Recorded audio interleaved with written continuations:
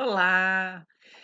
Então, gente, nessa primeira parte da aula de hoje, nós vamos continuar o estudo da homeostase, né? Nós vimos na aula passada, o conceito de homeostase, vimos que é um processo, do nosso organismo, né, fisiológico, que tende a sempre deixar o nosso corpo ou a fisiologia tudo organizado, tudo em equilíbrio, né? E aí nós vimos, né, só para fazer um recordar e viver, para a gente, poder continuar, então nós vimos que, tudo depende, de informações, né, que são geradas pelo nosso organismo, então, desde, alguma situação que provoca um transtorno, né, alguma modificação, até, sensores que nós temos no organismo que vão captar, então, esse sinal, esse estímulo, que levam, então, essa informação para um centro, que vai ser um centro, que vai receber essa informação e vai então, mandar uma resposta para aquele órgão, para aquele local, para que, aconteça alguma coisa e que volte ao normal aquela situação, né. Então isso depende, então nós vimos que depende de vários fatores, né, nós vimos até a comparação desse sistema com um aquário, né, onde se tenta manter a temperatura da água lá, e para isso a gente tem, vários, equipamentos, né, os fios condutores, nós temos o termostato, nós temos um termômetro, né, tudo para ajustar então essa temperatura para que fique agradável para os peixes. Aqui no nosso organismo nós temos também essas situações, né, então, nós não temos fios ligando, mas nós temos então sistemas, né, que levam a informação até o órgão que vai ser o órgão efetuador, muitas vezes é o sistema nervoso central, e aí então, a volta, né, dessa a gente diz que é uma ordem, né, para a situação se arrumar. Então o que nós vamos ver hoje, né, é uma continuação, nós vamos começar agora falando de algumas situações de que a gente chama de, pontos de referência, né, eh algumas informações do nosso organismo, né, que são consideradas normal, e daí isso seria um parâmetro, né, para ver se está tudo bem ou não, e se não estiver, para que seja colocado então, em equilíbrio. Então eu vou diminuir aqui, vamos continuar então, a nossa explicação. Deixa eu mudar aqui para tela cheia. Muito bem. Então, gente, o que seria, né, aqui na fisiologia, um ponto de referência? Então, nós vamos ter várias referências no nosso organismo, que são o quê? Valores normais para determinado parâmetro, né? Então, vocês vão estudar isso no decorrer do curso, né? Então, qual é o batimento cardíaco normal para um feto, para um recém-nascido, para uma criança, para um adulto?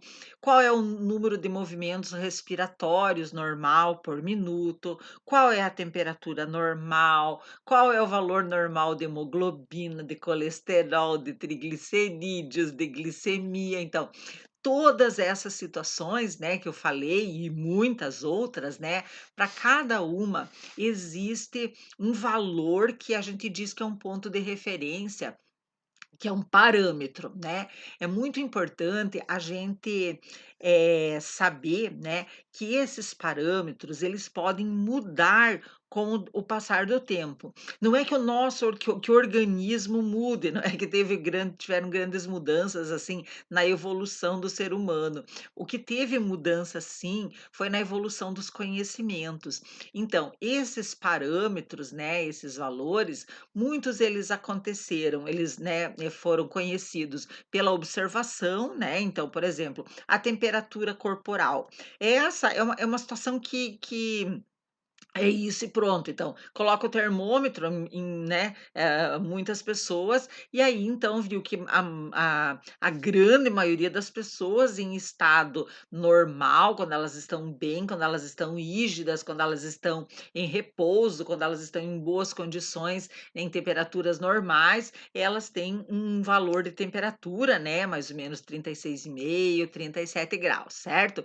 Então, não teve uma vez que a temperatura normal fosse 35 ou que fosse 40, né. Então, sempre, né, desde que se começou a medir a temperatura do ser humano, se observou isso, tá. Então esse é um parâmetro que sempre foi assim. Agora, tem uns que mudam. Quer ver?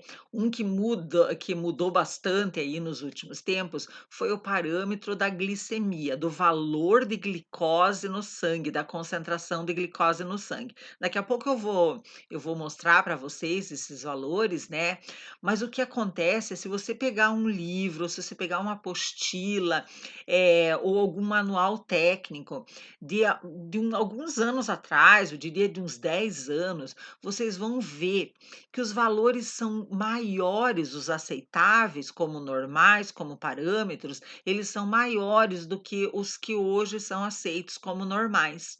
Mas o que que houve, professora? O que houve, gente, foi o seguinte: hã, nesse caso, né, se considera normal, né, se considera que não é nem normal, se considera ideal ou aceitável ou recomendável um valor que cause o menor transtorno para o organismo, certo? Então nós vamos ver que a gente trabalha também com faixas de normalidade, né, às vezes não é assim, ó, aquele número ali, ó, é rigoroso, não, são faixas de normalidade. E aí, né, tem os pesquisadores, né, principalmente os epidemiologistas também, eles acompanham as pessoas, eles fazem pesquisas, né, tem os que só fazem pesquisas, e o trabalho deles é ficar fazendo comparações e observações, do tipo assim: quem tem uma glicose maior do que 100, né, antigamente era até 110 era considerada normal. Então, o que que acontecia? A pessoa, vivia normal, não era diabético ainda, mas, né, esse mas, eles começaram a ver que essa pessoa tinha ou uma parcela dessas pessoas tinham algumas situações que não eram boas, né. E aí e se considerava normal aquela glicemia. Então, o que que eles fizeram? Eles foram baixando, né, vendo que seria necessário recomendar ou considerar normal uma faixa mais baixa de glicose. Outro exemplo, né, que eu vou dar para vocês é da pressão arterial. Hoje, né, nós sabemos que a pressão arterial normal, a ideal, a esperada, é 120 por 80, certo? Quando eu estava na faculdade, a gente dizia assim, que era podia chegar em 140 por 100, que não tinha problema nenhum. Hoje em dia não existe mais isso. Por quê? Porque eles observaram que aquela pessoa que tinha né, e até hoje, né, se observa aquela pessoa que tem uma pressão maior do que 120 por 80, ela vive bem, talvez ela nem vá morrer por causa não se considera uma hipertensão. Só que esse pouquinho, né, vamos dizer que seja pouquinho, não é, mas se fosse um pouquinho de pressão aumentada, já provoca desgastes no organismo, já provoca algumas possíveis lesões ou sobrecargas em alguns órgãos. E isso, com o passar do tempo, pode causar problemas maiores. Então, na pressão arterial, eles disseram, é 120 por 80, tem que se buscar o 120 por 80. Todo mundo consegue? Não, só que quem não consegue pode ter problemas cardíacos, pode ter problemas renais, certo? Por quê? Porque, como eu falei, alguns órgãos vão sofrendo por causa disso. Tá? E aí aconteceu com o colesterol, aconteceu com os triglicerídeos, né? Quem tiver tempo pode fazer essa comparação. O que que era um colesterol bom, qual era a concentração que era boa há uns tempos atrás e o que que é hoje? Baixou, está cada vez mais difícil, inclusive, a gente ficar ali, né, para colesterol, triglicerídeos, a gente conseguir estar dentro das faixas aceitáveis. Mas também por quê? Porque eles começaram a ver que, as pessoas que estavam em faixa aceitável, que era aceitável antigamente e que era mais alta do que hoje, essas pessoas tiveram mais chance de ter infarto, de ter acidente vascular encefálico, de ter, algum outro problema circulatório, né, ateromas, arteriosclerose, então situações, né, referentes à concentração de lipídios no sangue, que a gente chama de dislipidemia, certo? Então, esse começo só para falar para vocês por que que hoje, né, alguns parâmetros estão diferentes, alguns, né. Muito bem. E esses parâmetros, além deles poderem mudar, né, no decorrer do tempo, por causa desses exemplos que eu já dei, né, eles variam, alguns variam de pessoa para pessoa, tá. Então, tem algumas pessoas, que elas, porque eu falei também que são faixas, né, então, eles vão variar, né, e às vezes eu também, assim, ó, o que que para mim, para o meu organismo, né, é bom, como é que eu me sinto bem, né, às vezes para uma outra pessoa não é exatamente aquilo, porque além deles serem parâmetros que são, do tipo assim, hã aconselhados, né, para a grande população, eles, né, quando se trabalha com a saúde daí individual, daí ainda se pode dizer: "Não, para você mesmo, né, que seja preconizado tal glicemia, para você ainda essa glicemia causa uma sobrecarga". Então pode variar de pessoa para pessoa, e também durante o tempo, durante o passar da vida das pessoas, pode mudar isso também, o que é o bom para a mesma pessoa, tá. Esses parâmetros, eles são influenciados pela herança genética, né, então o funcionamento do nosso corpo é muito, né, influenciado pela herança genética, nós trazemos, algumas informações, e aí, algumas são muito boas, algumas né, vão dar um pouco de trabalho, né. Outra situação é as condições, às quais a pessoa está habituada, né, então do tipo a forma como ela vive, o local que ela trabalha, as situações às que ela está exposta, né. Outra coisa que influencia, né, esses parâmetros, né, às vezes até a dificuldade da pessoa em ficar naquele parâmetro, é o ciclo diário claro escuro, né. Eu vou falar para vocês mais para frente, em outra aula, sobre o ciclo circadiano, não sei se vocês já ouviram falar disso, que, são, situações da fisiologia do nosso corpo que variam conforme o horário do dia, certo? Então o nosso corpo, ele funciona diferente de dia em relação à noite, né, de manhã cedo a gente é de um jeito, no entardecer a gente é de outro, por quê? Porque essa história né, o claro e o escuro, ele influencia, mas também, o próprio movimento nosso né, durante o dia, ele vai mudando, né, e quando a gente entra num repouso maior, que para a maioria das pessoas é de noite, o organismo vai sofrer, que eu digo assim, ele vai, entender isso, ele vai também se modificar. Mas daí na hora lá vocês vão ver que interessante que é esse ciclo circadiano. E também o nosso organismo, ele passa por transformações, né, conforme as estações do ano. Por quê? Porque, conforme a estação do ano, isso hoje em dia tá mais complicado, né, mas antigamente era assim: verão era quente, inverno era frio, né, e outono e primavera eram mais ou menos, né.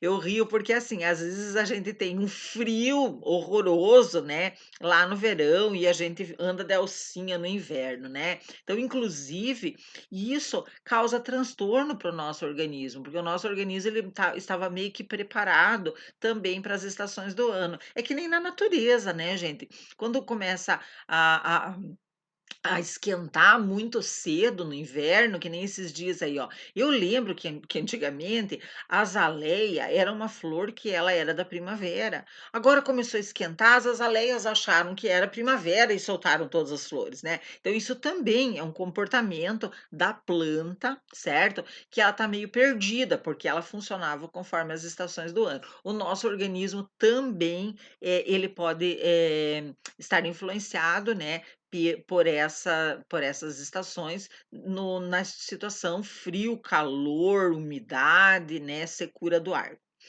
Bem, já que eu falei em tempo, né, tem um fenômeno chamado aclimatação, né. Essa aclimatação é uma capacidade que o nosso organismo tem de se acostumar com uma determinada situação, certo? Então, quando a gente vive num lugar muito quente, o nosso organismo se acostuma com aquilo, certo? A mesma coisa quando a gente mora num lugar muito frio. Quando a gente muda essas situações, o organismo vai sofrer, né. Eu sempre, conto que eu dava aula na optometria e nós tínhamos aluno do Brasil inteiro. E aí, quando tinha uma turma nova que começava a faculdade, o pessoal que vinha lá do Nordeste, nós tínhamos aluno do Piauí, né, nós tínhamos aluno do Ceará, então eles vinham lá do Norte, e do Nordeste. O primeiro inverno deles, gente, era terrível. Eles olha, era direto no pronto-socorro. Por quê? Primeiro que eles não tinham roupa, né, adequada para o nosso clima. Tanto que depois eu já chegava quando eles começavam a faculdade em fevereiro, né, no meu na minha primeira aula, ou quando eu ia lá dar as boas-vindas, eu falava: "Gente, eu vou ensinar para vocês o que que é cirola, o que que é", e eu ensinava eles a se vestir no inverno, e eu dizia: "Ó, vocês têm algum tempo para comprar essas roupas e trazer, né, já a partir de março, abril". E eles às vezes davam risada, mas não, gente, tinha dias, assim, que eles ficavam desesperados e pediam para sair durante a aula para ir comprar roupa. Teve uma vez que sério, isso aí aconteceu 2 vezes, na verdade. Uma vez eu estava dando aula numa pós-graduação de optometria e a outra vez eu estava dando aula para uma turma normal de graduação, em que eu tive que parar a aula, vim para minha casa, catar todos os casacos que nós tínhamos. Graças a Deus eu sou acumuladora, eu tenho muitos casacos, né, e eu consegui espalhar casaco para a sala inteira, para eu conseguir dar aula. Porque vocês conseguem imaginar você dando aula e as pessoas tremendo de frio, certo? Então é uma coisa assim, e por quê? Porque eles não tinham as roupas adequadas. E outra, o frio que para nós é um frio, assim, que a gente já está acostumado, para eles era o maior frio do mundo. E aí o corpo deles não estava preparado. Então, vários e vários tiveram pneumonia, foram parar no pronto-socorro, como eu falei. Por quê? Porque o corpo deles não estava adaptado, certo? A mesma coisa acontece com a gente se nós aqui, que estamos acostumados com temperaturas mais amenas, né, formos de repente para um lugar lá que é 40, 42 graus. Nós não vai suportar, né, a gente vai sofrer muito com essa situação. Bem, outra história que é bem interessante que tem, né, outra situação é o biorritmo, né. Então, o que que é o biorritmo? Talvez você já tenha dito, né, o meu biorritmo o que que é? É como que é a nossa fisiologia, ou como que nós, funcionamos, ou como que a gente reage a certas situações, ou como que o nosso corpo se comporta. Então a gente chama isso de biorritmo, né, biovida, o ritmo da vida, certo? E aí, então, cada um tem uma maneira de fazer essa adaptação. Bem, então, lembre que nós estamos falando em homeostase, que é a busca do equilíbrio, né. Então, nós temos, então, no nosso organismo, né, então, como a gente viu, variáveis, né, então são situações que são reguladas pela nossa fisiologia.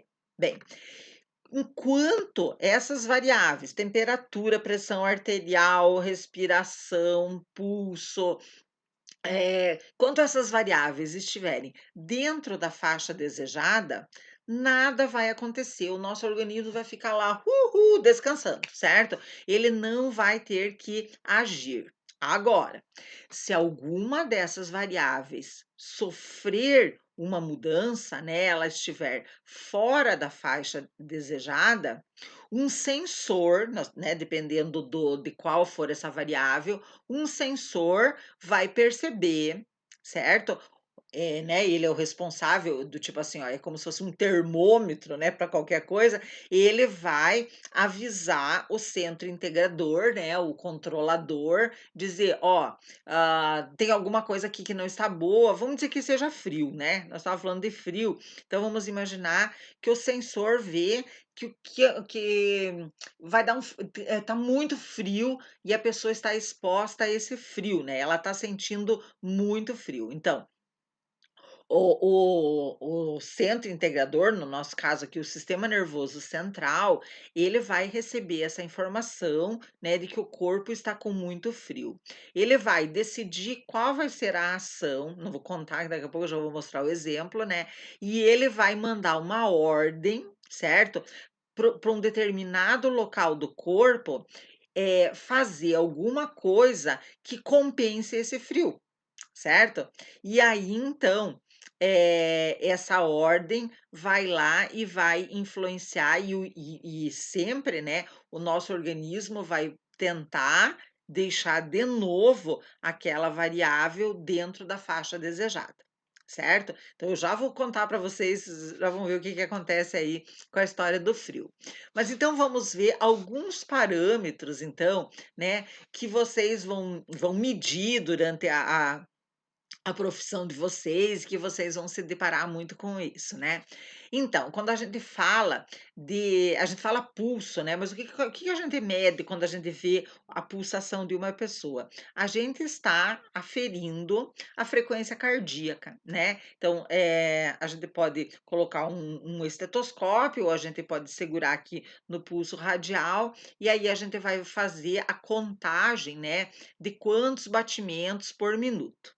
Pois bem, observem aqui nesse quadro que existe uma diferença, ó, lactentes, né, que são os bebezinhos lá que estão mamando ainda, né, bebezinho, primeiro ano de vida, o batimento cardíaco deles é ó, viu que eu falei de faixa, ó, varia o normal de 120 a 160. Então, se está abaixo de 120, a gente diz que ele está bradicárdico. Brad de menos, né? Bradicárdico. E quando ele está mais do que 160, ele está taquicárdico, certo?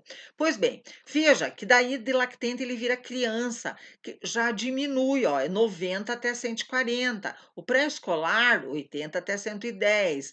Escolar, e até que nós vamos chegar no adulto, cujo batimento normal varia entre 60 e 100. Então, só para mostrar para vocês que um parâmetro, nesse caso aqui, a frequência cardíaca, ela variou conforme a idade da pessoa, ok? Vamos falar de outro parâmetro que é a concentração de hemoglobina, né? Isso nós temos para várias faixas etárias, né? Eu peguei aqui, no caso, em pediatria, né? Então, até 18 anos. Hemoglobina, nós vamos estudar bem quando a gente vê o sistema cardiocirculatório, mas acho que vocês já estudaram, talvez, é uma substância que tem dentro das hemácias, e essa hemoglobina é a que se liga ao gás oxigênio lá nos alvéolos, né? E a hemoglobina, então, transporta o oxigênio até nas células. Certo? Então, ela tem a função de carregar o oxigênio lá para as células. Então, é uma coisa muito importante, e aí o ideal é que a gente mantenha, né, a hemoglobina numa concentração adequada. Por quê? Se a gente tem hemoglobina abaixo do normal, nossas células vão pedir mais oxigênio, as nossas células vão ficar carentes de oxigênio. Ah, mas para que a célula quer oxigênio? A célula quer oxigênio porque ela depende do oxigênio para todas as funções. Mas afinal, vejam que o valor de referência aqui é em gramas por decilitro, né, então, para cada situação também nós vamos ter uma unidade de medida diferente. Então, no recém-nascido é de 14,7 a 18,6. Quando nós chegamos lá no adolescente, de 13 a 18 anos, né, já é de 11,5 a 14,8. Então, nós vamos observando, né, então, primeiro aqui uma diminuída e depois uma aumentada. estudada, né. Então isso vai ter uma tabela, ninguém nunca vai decorar isso, né. Talvez alguns valores a gente acabe decorando pelo uso, mas não que se tem, que não se preocupe em decorar, a gente trabalha com essas tabelas bem, para consultar, mas só para vocês verem, o que são essas referências. Aqui o colesterol, né, que eu falava para vocês, não sei se vocês já fizeram alguma vez exame de colesterol, de triglicerídeos, né, mas é muito interessante. E aí, gente, nós temos que lutar para assim como a gente deve ter a hemoglobina, né, ideal, não ter anemia, nós também deveríamos, né, fazer de tudo para que o nosso colesterol, para que os nossos triglicerídeos fiquem dentro do ideal. Por quê? Porque já está provado, né, mais do que provado, vocês vão ter oportunidade de ver isso em várias disciplinas, que, essas taxas elas são, muito importantes para prevenir problemas muito sérios, né, principalmente os problemas cardiocirculatórios. Então, o que que é hoje, né, aí o colesterol ele é dividido, né, em LDL, o total, né, que é a soma deles, e o LDL, que é o colesterol que a gente diz que é o colesterol ruim, e o HDL, que é o colesterol bom, tá. Então vamos lá, no total, o ideal é que seja menor do que 200, né, então, ó, desejável, limítrofe, do tipo assim, ó, tá ali, né, entre 200 e 239. Passou disso, já é elevado, né. O LDL, o colesterol ruim, né, que a gente fala. Então, o ideal é que ele fique, né, ótimo, menor do que 100, entre 100 e 129, é bom. Entre 130 e 159 ele é limítrofe, entre 160 e 189 é elevado e muito elevado, acima de 190. Ó, tema de casa, falem lá, vejam a família na família de vocês, quem já fez exame, peça para olhar, veja, tente classificar aqui conforme essa tabela. E o HDL, o ideal é que ele fique aqui tá não, eu ia dizer, o ideal é que ele fique maior do que 40, daí eu li ali menor que 40, não. Então, se ele estiver menor do que 40, ele é considerado baixo. Então, já que ele é um colesterol bom, nós precisamos que ele esteja maior. Mas como, professora, colesterol alto? Não, é que a gente tem uma coisa, a gente fala muito mal do colesterol, às vezes sem saber que existem tipos de colesterol e também a utilidade do colesterol, né. Então nós vamos ter oportunidade de ver, principalmente quando a gente vê estudar lá o sistema digestório, que o colesterol lá no fígado, ele vai ter uma função importante, muito importante. Então nós precisamos desse colesterol bom.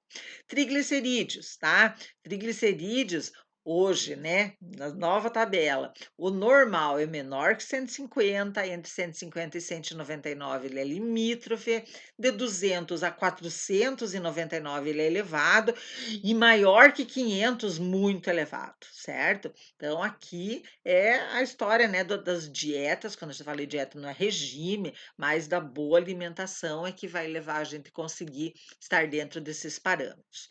E aqui a glicemia, né, como eu falei para vocês, que também já mudou, né, aqui glicemia em jejum, né, não aquela glicemia capilar, ela é legal, mas ela é só para algumas situações. Então aqui nós estamos falando daquela glicemia lá feita em jejum, tirado o sangue lá no laboratório. Então, hoje, o que é considerado uma glicemia em jejum normal é de 70 a 99. Menos do que 70 pode já ser uma hipoglicemia, né, uma falta de glicose no sangue, né, ou pouco glicose no sangue, que pode trazer transtornos também para a saúde da pessoa.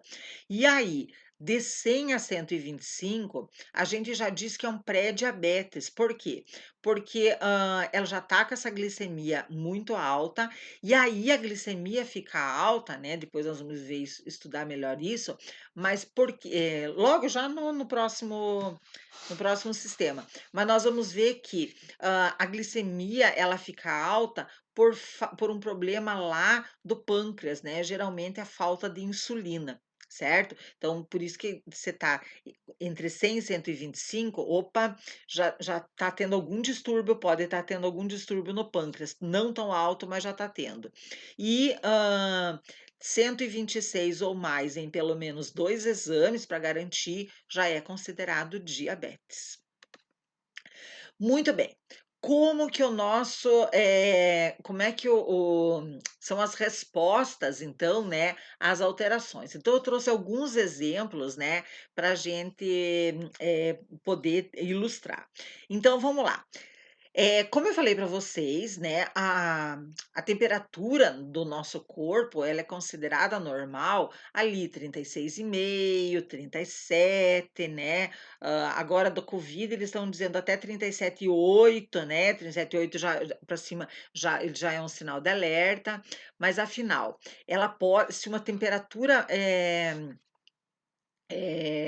7 graus, se ela tiver 7 graus acima do normal, ela pode ter um problema no organismo, que vai fazer um aumento do metabolismo celular e destruir as células, certo? Então, é bem sério, então por isso que a gente não pode e aí também depende de pessoa para pessoa. Tem criança, já vi criança convulsionar com 39, 40, né, agora imagine assim, tem criança que chega ali em 40 e ainda está bem, né, então aquela coisa que a gente falou antes, cada um suporta coisas diferentes, mas a temperatura alta, ela causa então uma destruição de células.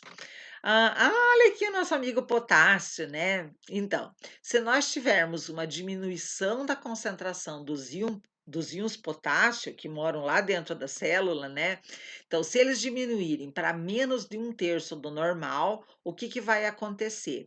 Não vai ter potencial de ação, né, e aí então, se não tem potencial de ação, vai ter uma paralisia, tá, principalmente, ali na musculatura, uma paralisia em consequência da incapacidade dos nervos de conduzir os impulsos, porque para conduzir os impulsos nervosos, precisa do potencial de ação. E se não tem o íon potássio para fazer lembra que o íon potássio, ele vai sair para fazer a repolarização, né, então isso não vai se completar o potencial da ação.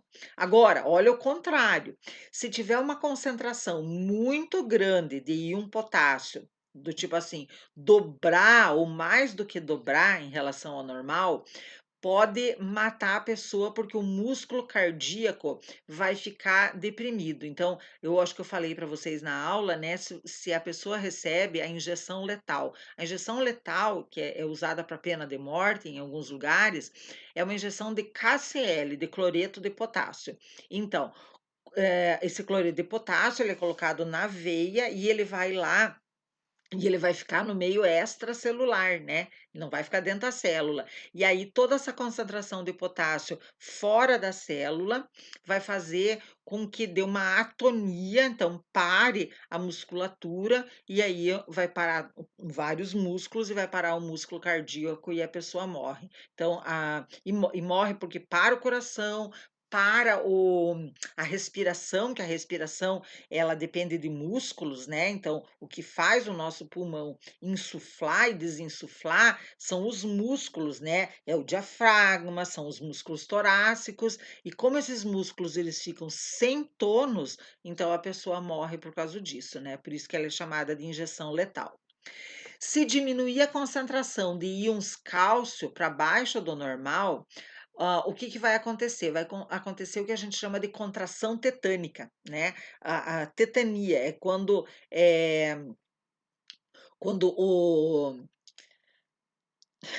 quando acontece uma geração espontânea, né, de um excesso de impulsos nervosos dos nervos periféricos, né, isso depois nós vamos ver melhor para estudar, mas afinal que tetania é tipo uma contração, então o músculo não vai conseguir, contrair, relaxar, ele fica parado, e aí então a pessoa pode até morrer por causa disso, porque falta íons cálcio.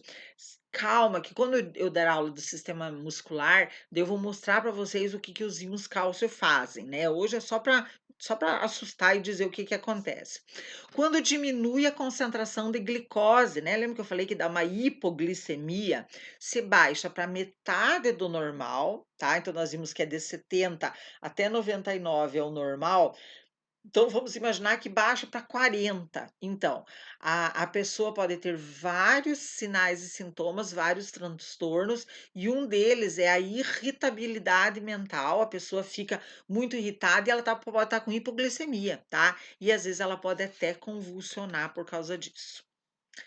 Bem, então já mostramos os parâmetros, já mostramos que o organismo sempre vai dar resposta, né? Primeiro ele vai tentar sempre compensar, e quando ele não consegue compensar, ele vai dar então respostas, né? Ele vai sempre vai dar respostas, às vezes positivas, às vezes negativas. O que nós vamos ver agora é very, very, very important, tá? Eu vou falar isso para vocês e depois nós vamos, né, ensinar hoje, e aí depois, conforme o sistema que a gente estiver estudando, nós vamos falar de novo disso. Então, essas palavras, ó, retroalimentação positiva, retroalimentação negativa, feedback positivo, feedback negativo, vão nos acompanhar por toda a fisiologia. Por isso que é muito importante que vocês entendam o que que é, tá? Então, primeiro, o que que é uma retroalimentação? Retro é de novo, certo? Ou para trás, né? Mas é como se fosse um ciclo, certo? Alimentação, né? Não é de comer aqui, não, né? Então, é um retorno, é uma resposta. Isso. Uma retroalimentação é uma resposta. Feedback é também uma resposta. Eu vou dar um feedback para ele sobre, né? Então, eu vou responder para ele uma determinada situação. Certo? Então, aqui na homeostase, nós vamos ter essa homeostase mantida por mecanismos de feedback, ou retroação, ou retroalimentação. Tudo é a mesma coisa. O que nós vamos ter que entender agora, a diferença entre feedback, retroação ou retroalimentação negativa e a positiva, tá? Vamos lá, eu vou explicar bem devagar, vocês vão entender. Vamos ler lá, daí eu vou ensinar.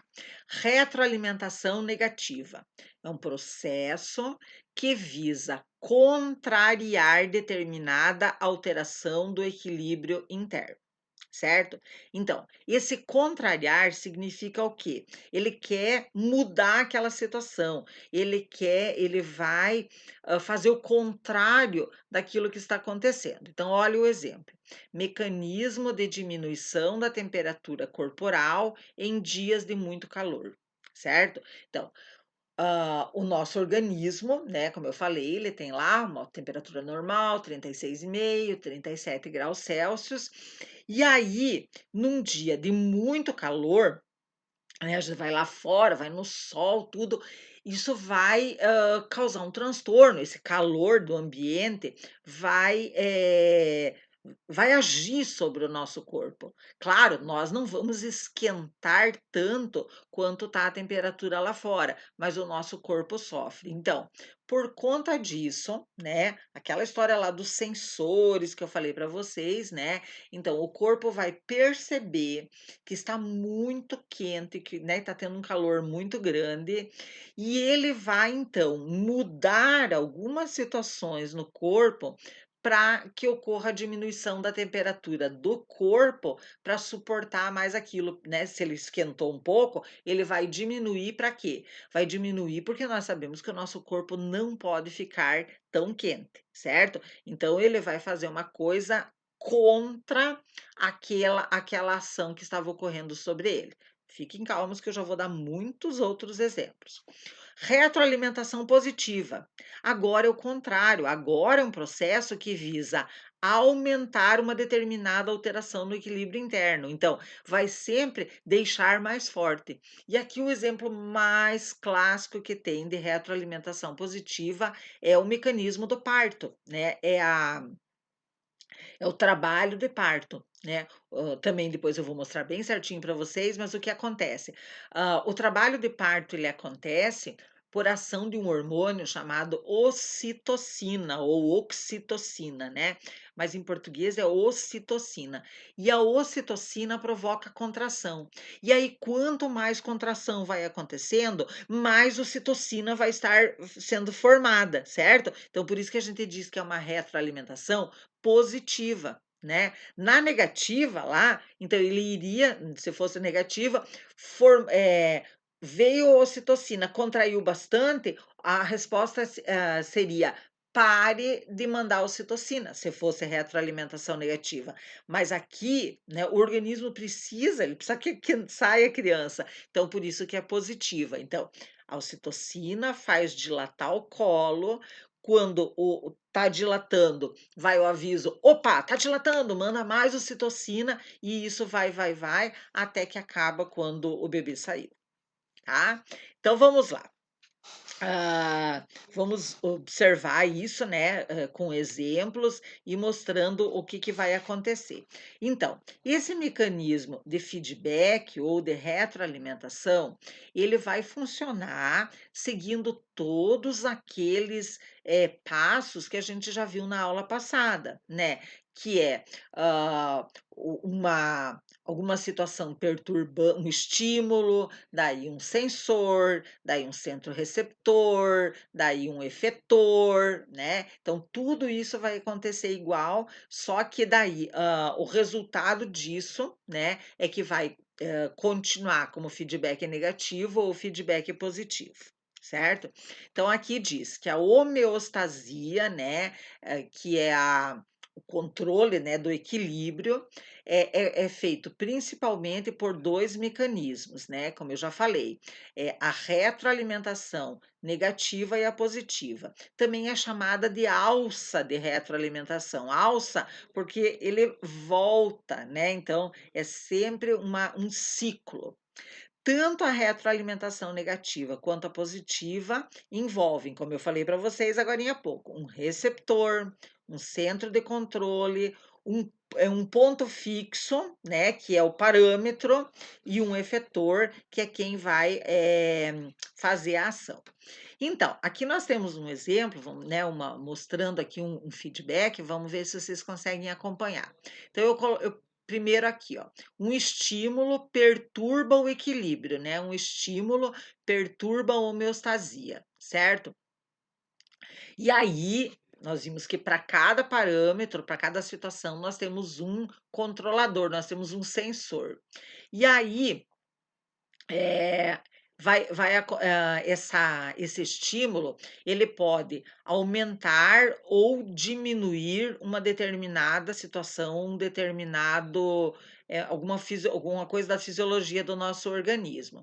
E o receptor, então, vai perceber essa alteração e vai enviar essa informação, né, de que o coração está batendo rápido demais, ou o coração está batendo muito devagar, e vai enviar então para o centro de controle, né, geralmente o sistema nervoso, então que vai receber essa informação e vai decidir o que fazer e vai mandar a ordem.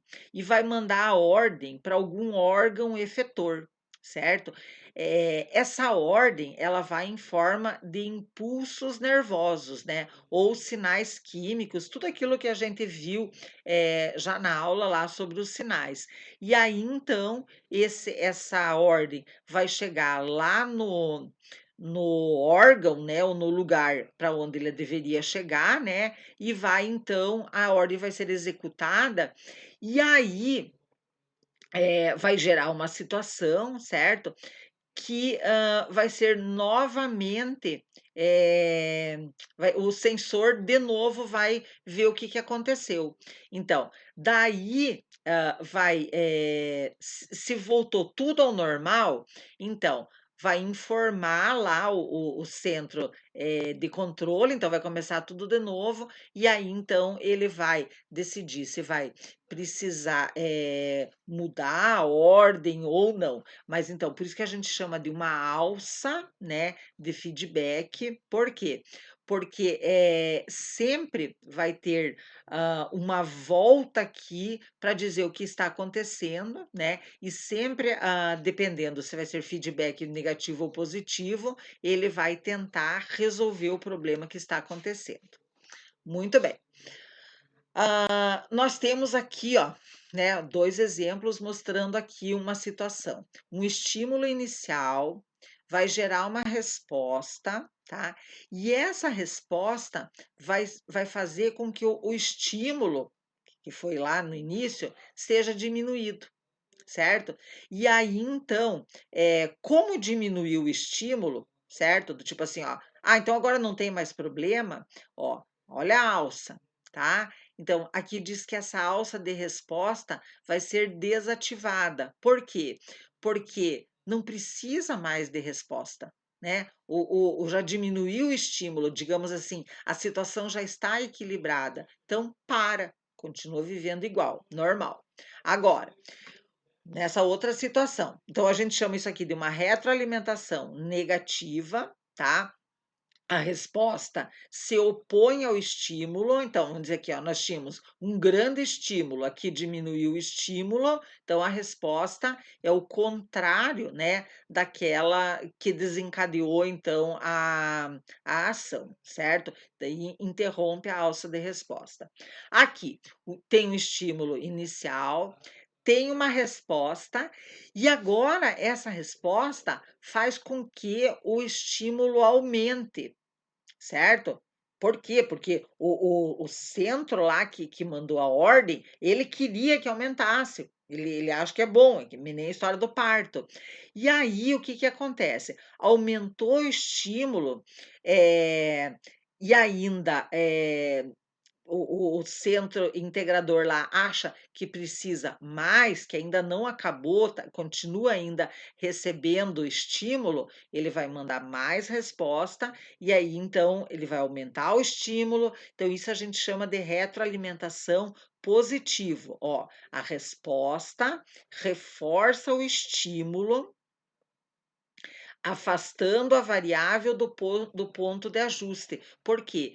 Porque o objetivo é mesmo que tenha cada vez mais ação. Vocês já vão ver aí no processo do parto como é que é.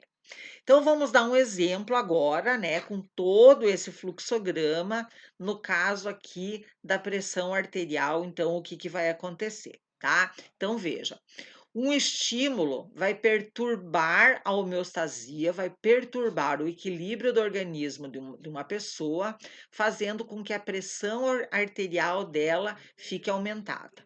Muito bem.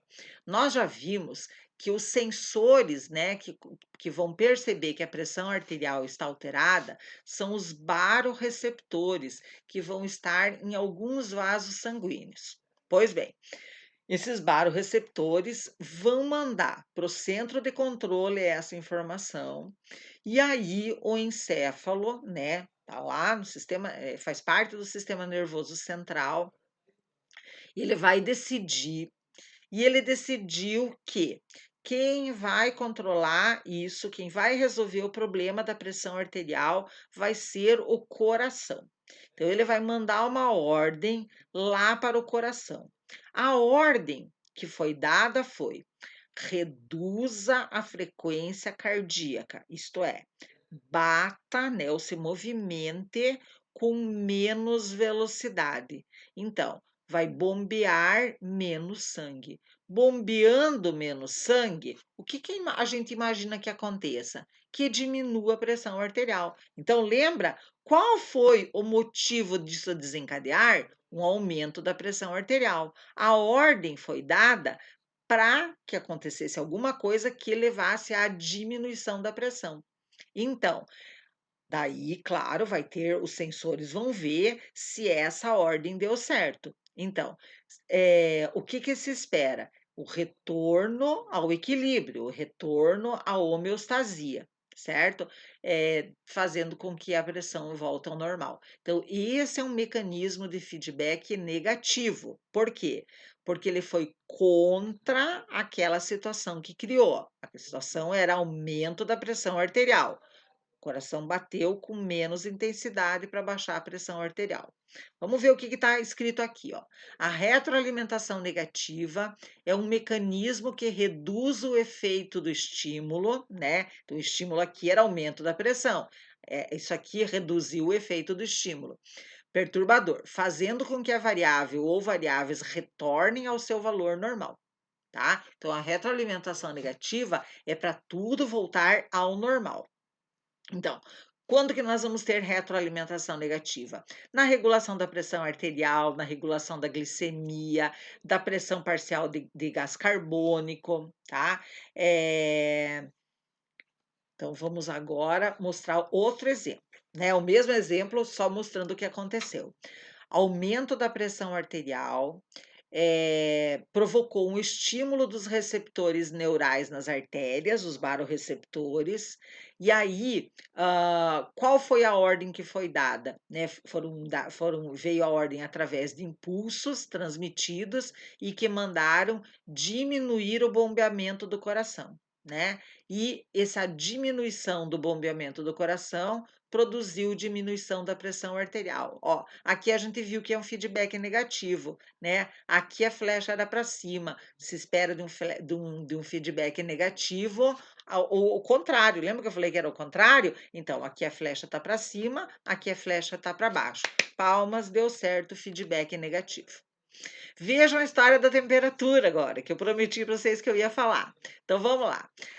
Diminui muito a temperatura do ambiente, tá? É o que vai acontecer, né? Eu tô gravando aqui na segunda, diz que final de semana vai ficar um frio do cão, né? Então, diminui muito a temperatura do ambiente, o nosso organismo perde calor. Aqui até uma, uma contribuição, gente. Por que nós usamos roupa quente? Para esquentar? Não. Nós usamos roupa, tá? Para diminuir a perda de calor. Certo? Então, inclusive, gente, não adianta a gente colocar 10 blusas e deixar apertado o nosso corpo. Isso às vezes não esquenta. Nós temos que colocar roupas, né, que mantenham o calor. É diferente. Então, não é botar 10, é colocar uma ou duas, né, que sejam mais, que a trama mais fechada para segurar o calor. Mas muito bem. Então, diminui a temperatura ambiente, aumenta a perda de calor. Perdendo calor, o que acontece? Diminui a temperatura corporal. Não que caia, não vai cair para zero, né? Ela dá uma diminuidinha, né? E a gente sente que diminui. Muito bem. Então, quais são as respostas que o nosso corpo dá? Veja se já não aconteceu com você isso. Diminuiu a temperatura, você está com frio, o que acontece? Isso talvez você não tenha visto, mas acontece. Constrição dos vasos sanguíneos da pele. Você já viu. Por que a gente fica roxo? Por que a gente fica, quando está muito frio, as extremidades ficam arroxeadas, né? Tô roxa de frio. Por quê? Porque como faz uma constrição é um aperto dos vasos sanguíneos da pele, chega menos sangue lá nas extremidades, certo? E por que que o nosso corpo faz isso? Porque se ele aperta mais os vasos sanguíneos, não vai perder tanto calor pelas extremidades, porque o sangue, uma das funções do sangue é manter a nossa temperatura, certo? Então, ele guarda mais o sangue para algumas partes e vai então diminuir a perda de calor. E qual vai ser qual vai ser o resultado disso? Retorno da temperatura corporal ao valor original. Outra coisa que é o nosso corpo, que a gente faz quando a gente está com frio, isso vocês já fizeram, a gente se encolhe, não é verdade? A gente se encolhe por quê? Porque a gente se encolhendo, a gente vai segurar mais o calor, vai diminuir mais a perda. Outra coisa que a gente faz quando a gente está com frio é tremer de frio. Quem já não tremeu de frio?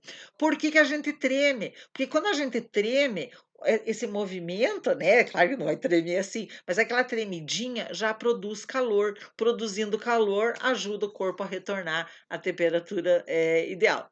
Legal, né, gente? São mecanismos homeostáticos. Vamos ver agora a retroalimentação positiva, certo? Então, o que que ela é? Ela é um mecanismo que aumenta o efeito do estímulo perturbador. Então, o estímulo perturbou o organismo e na retroalimentação positiva vai fazer com que aconteça mais estímulo perturbador e, claro, em algumas situações é útil, em outras não é útil, mas ela vai acontecer porque não tem de outro jeito. Eu vou mostrar os dois exemplos. Então, vamos lá. Vamos falar do mecanismo do parto. Então, chega um momento lá, né, depois de 38 semanas, né, a gestação ela dura de 38 a 42 semanas. Então, depois de 38 semanas, vai chegar a hora que o feto vai dizer: "Chega, quero ir lá para fora, quero conhecer este mundo", né. E aí, então, começa o processo do parto, e uma das coisas é que ele desce, certo? Ele vai dar uma descida, né, no útero, e aí então, quando ele dá essa descida que baixa baixa inclusive o útero e ele se encaixa aqui na pelve, quando ele faz isso, a cabeça dele, né, se ele tiver cefálico, a cabeça dele vai dar uma estimulada nas paredes do colo do útero, que é a entrada do útero. Então, o sinal que vai provocar então essa forçada ali da cabeça, né, e vai dar uma distensão, né, vai dar uma esticadinha ali na distensão da cervice. Bem, nós temos receptores, né, nós temos vários tipos de receptores, e um dos receptores que tem é um receptor que é sensível ao estiramento, e no caso ali do colo do útero, um receptor sensível ao estiramento do colo do útero. Então, ele vai mandar um aviso para o cérebro lá, né, para o encéfalo, dizer assim, ó, tá, o bebê está querendo nascer, ele já está aí apertando aqui a cervice, e aí o hipotálamo vai mandar lá para a hipófise uma ordem, ó, chegou a hora, mande ocitocina, tá? Então, vai vir aqui vai ser um hormônio agora, né? Não vai ser um sinal nervoso, vai ser hormônio. A ocitocina vai chegar lá na parede dos músculos do útero, né? Lá nos músculos uterinos, e vai contrair esse útero. Lembra que no começo já tinha dado uma distensão, agora vai contrair. Contraindo, o feto vai mais para baixo e vai causar mais distensão, começa a abrir o colo do útero. De novo vai a informação: "Ó, tá tendo mais distensão". E aí o hipotálamo diz: "Ótimo, vou mandar mais ocitocina". Hipófise, manda ocitocina. E aí isso vai num aumentando, aumentando, até que o bebê sai. Quando o feto nasce, né, quando nasce ali o recém-nascido, que ele saiu, para de ter essa dilatação ali, para de ter essa pressão ali no colo do útero. E aí o hipotálamo recebe a mensagem: "Já não tem mais distensão". Daí ele avisa a hipófise: "Pode parar de mandar ocitocina, porque já acabou". Certo? Claro, vai ter um pouquinho mais de ocitocina para ter a dequitação, que é a saída da placenta, e acabou. Daqui a pouco, quem ganhou neném vai dizer: professora, mas eu senti cólica depois. Sim, daí o bebê vai começar a mamar. Quando o bebê começa a mamar, também vai uma informação, e aí vai liberar a ocitocina para descer o leite, certo? Mas isso a gente vai estudar mais lá para frente. Então, isso é uma retroalimentação positiva, porque quanto mais foi tendo estímulo, mais foi acontecendo, mais foi aumentando, então, a resposta. Então, aumento das contrações uterinas provocaram aumento da distensão do colo, né, e provocou contrações, que provocou um aumento, né, sempre vai mais ocitocina, vai mais distensão do colo, mais contração, e isso foi aumentando, aumentando, aumentando até o nascimento. Então, por isso que ele é positivo, né? No negativo, a flecha do final era o contrário, aqui a flecha só vai aumentando. Então, isso é um feedback positivo. positivo. Então aqui, né, mostrando, como é que funciona, então, quando o feto encostou a cabeça nessa parte mais de baixo, aqui é o colo, aqui é a cervice, né. Então quando ele está aqui e ele está apertando, ele está pressionando a cervix ou a cervice, tanto faz o nome, vai a informação lá, e aí manda ocitocina e começa então a ter a dilatação e a contração, então isso vai acontecendo e é o feedback positivo. Agora, olha que triste é essa história, tá? Que agora é um feedback positivo, tá? Positivo, mas as flechas estão para baixo? É, mas elas estão aumentando. Então, uma hemorragia, tá? Então, numa hemorragia tem uma perda súbita de grande quantidade de sangue, né? De repente, a pessoa começa a perder muito sangue. O que que vai acontecer com a pressão arterial dela? Vai diminuir muito. Por quê? Porque a pressão arterial depende do volume de sangue.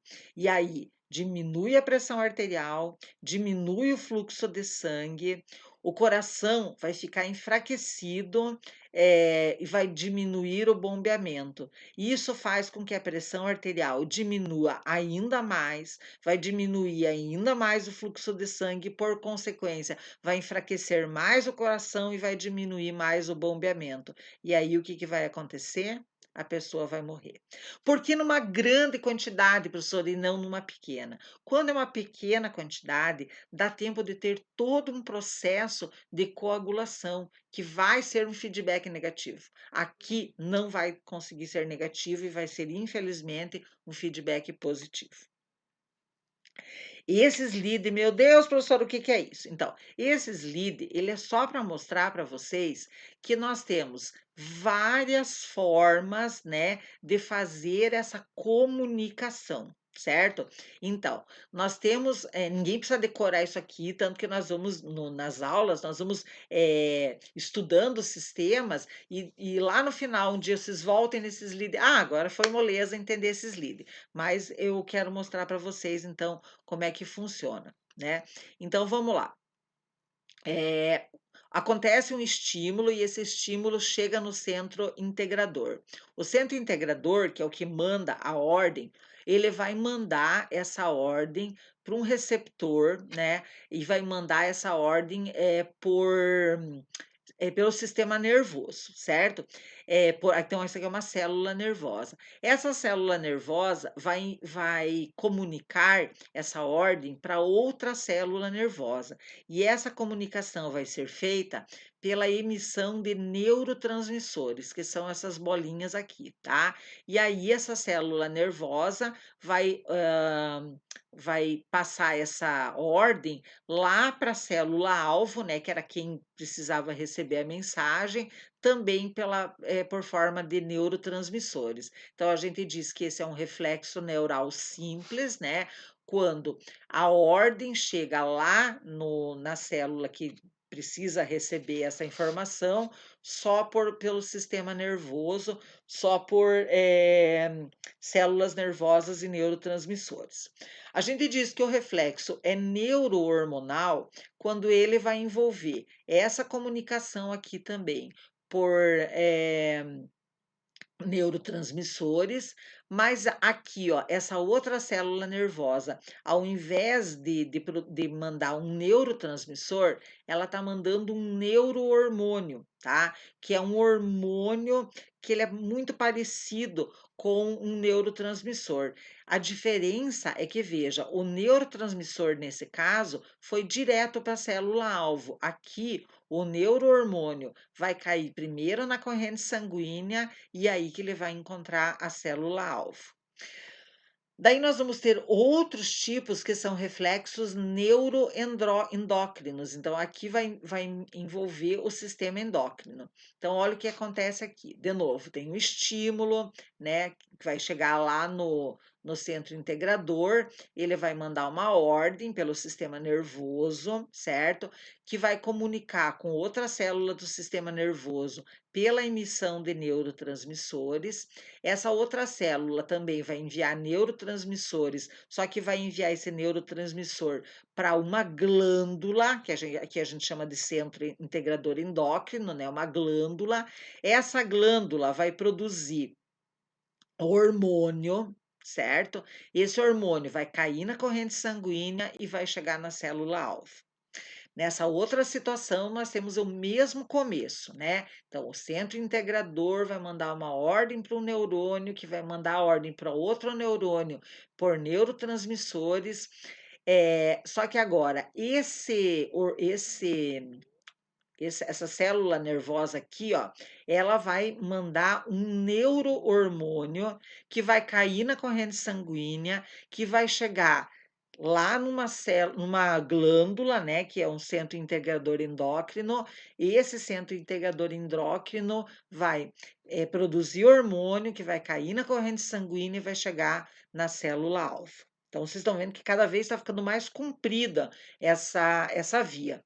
Nessa outra situação, também, o estímulo vai lá no centro, chega no centro integrador a informação, essa célula nervosa vai mandar neurotransmissor para essa outra célula nervosa, que vai mandar um neurohormônio que vai cair na corrente sanguínea, que vai chegar lá numa glândula, né, que produz hormônios. Essa glândula vai produzir hormônio, vai cair na corrente sanguínea. Esse hormônio vai chegar numa outra glândula que vai produzir um outro hormônio para daí chegar na célula-alvo. Aqui, ó, um exemplo que eu dou para vocês é da tireoide, porque é assim, ó, quem faz essa primeira glândula aqui, no caso, né, dos hormônios da tireoide, essa primeira glândula é a hipófise. A a hipófise ela vai mandar, ela vai fazer, vai liberar um hormônio chamado hormônio tireotrófico. Então, esse hormônio tireotrófico cai na corrente sanguínea e chega lá na tireoide. E a tireoide, estimulada pelo hormônio tireotrófico, vai produzir o T3 e o T4. Então, outros hormônios que vão cair na corrente sanguínea e vão chegar nas células do nosso corpo. Então, bem mais comprido. E aqui, então, um reflexo endócrino simples. Então, um estímulo direto, né? Um estímulo direto na célula, na glândula, que produz hormônio, e esse hormônio vai direto lá para a célula-alvo. Tá? Vocês vejam que interessante. Então, todos esses tipos de mecanismos, né, de vias de comunicação acontecem no nosso organismo, em diferentes situações. E o que nós vamos estudar na fisiologia são todas essas vias aí de informação. Bem, aqui, ó, só para mostrar para vocês que quem acaba controlando mesmo todo o nosso organismo são o sistema nervoso e o sistema endócrino.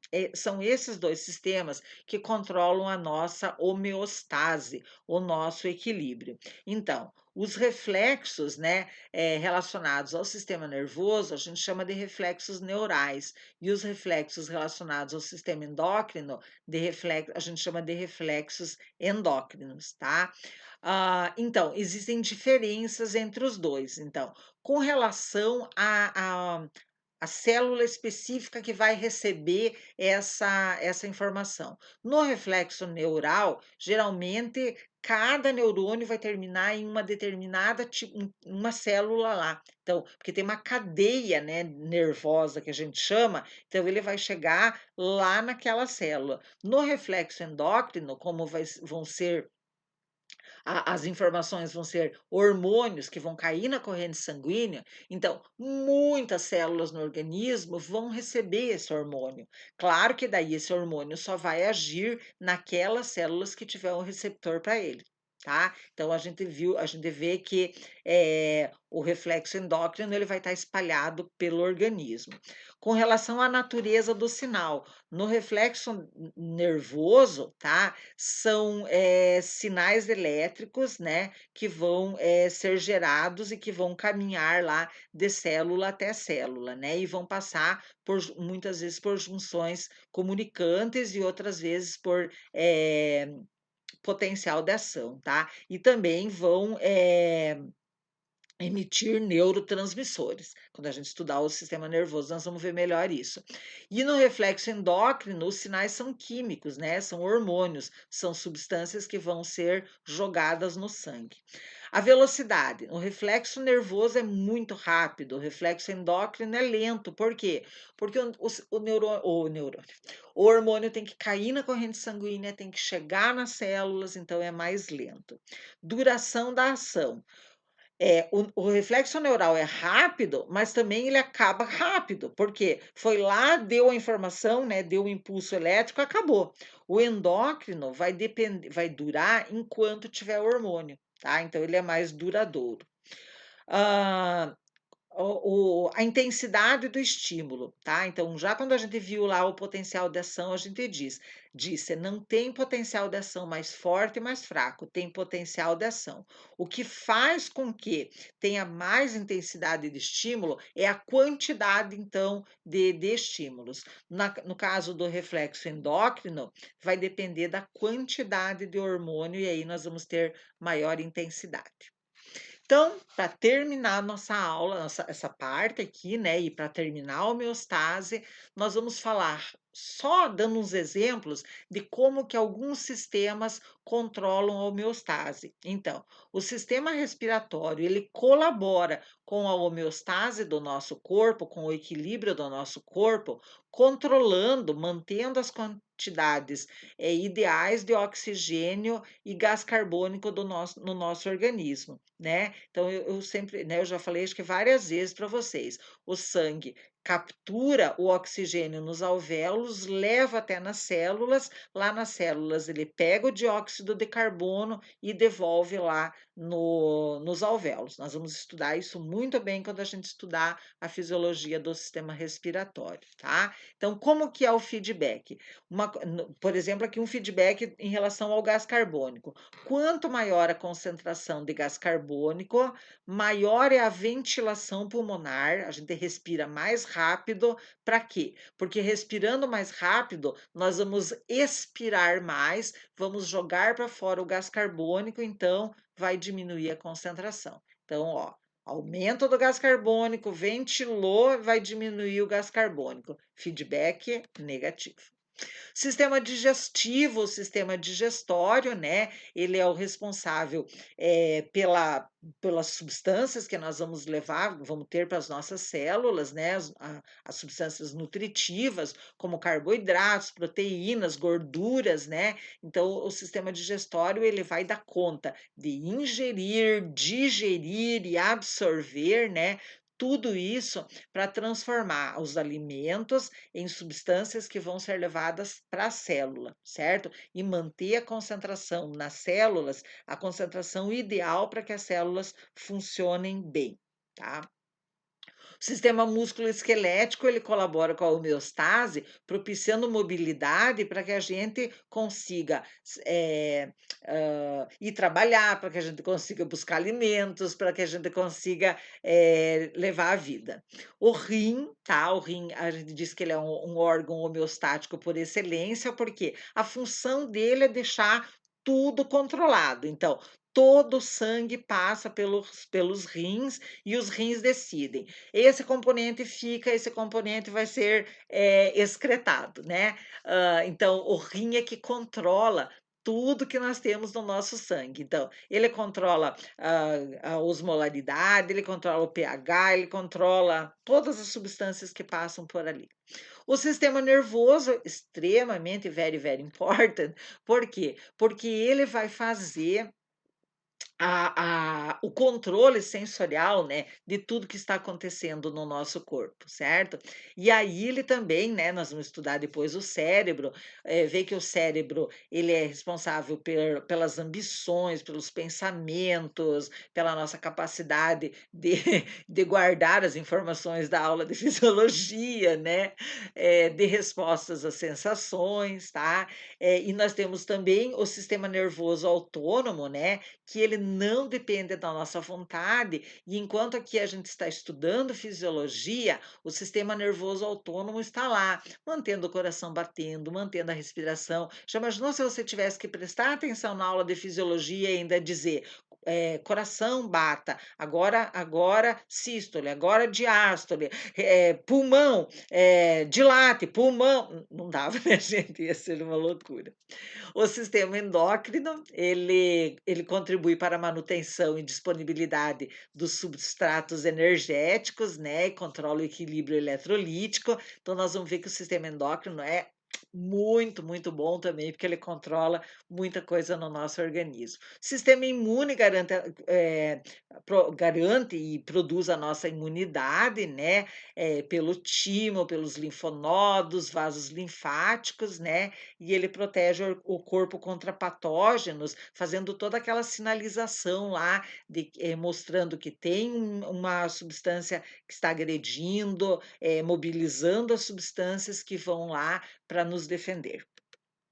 O sistema integumentar, né, que é a nossa pele, a unha, o cabelo, né, que a gente chama de fâneros, né, ah, eles nos protegem do frio, protegem do calor, né, regula a temperatura e nos ajudam nas excreções, né. Então, no caso da sudorese, das glândulas sebáceas, então eles também trabalham com a nossa homeostase. A reprodução, tá, é um processo homeostático também. Por quê? Porque a reprodução é para garantir a perpetuação da espécie, né, então a geração de novos seres.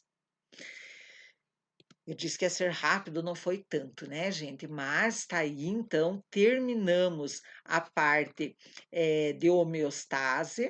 A segunda parte dessa aula hoje, né, vai ser já o sistema endócrino, ok? Um abraço e até a próxima.